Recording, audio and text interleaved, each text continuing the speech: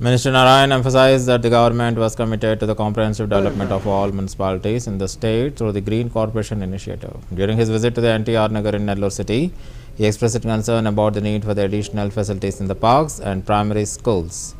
He assured that sports equipment and gym facilities would be installed at the time of school openings to provide better resources for the students and the community.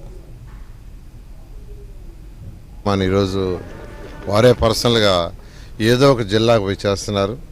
Clean and clean అనే కాన్సెప్ట్తో స్వచ్ఛ ఆంధ్ర, స్వచ్ఛ భారత్కి తగ్గట్టుగా స్వచ్ఛ ఆంధ్ర అనే corporation ఈ రాష్ట్రంలో పెట్టడం, దాని మీద అన్ని మున్సిపాలిటీస్లో ఉన్న పార్కులు కావచ్చు, సెంట్రల్ డివైడర్స్ కావచ్చు, ఎక్సలెంట్గా తయారైనాయి. ప్రజలు బాగా హర్షించారు. కానీ గత ప్రభుత్వం వాటిలన్నింటినీ నిర్వహణ చేసి వదిలేసింది.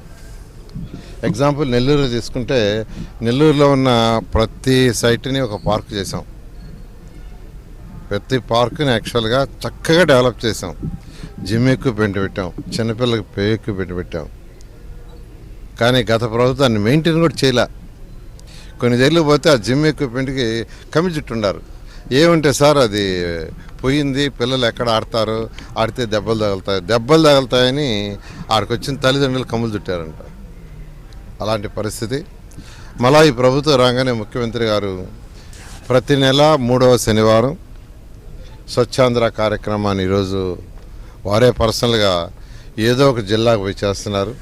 క్లీన్ అండ్ క్లీన్ అనే కాన్సెప్ట్తో స్వచ్ఛ ఆంధ్ర, స్వచ్ఛ భారత్కి తగ్గట్టుగా స్వచ్ఛ ఆంధ్ర అనే కార్పొరేషన్ ఈ రాష్ట్రంలో పెట్టడం, దాని మీద అన్ని మున్సిపాలిటీస్లో ఉన్న పార్క్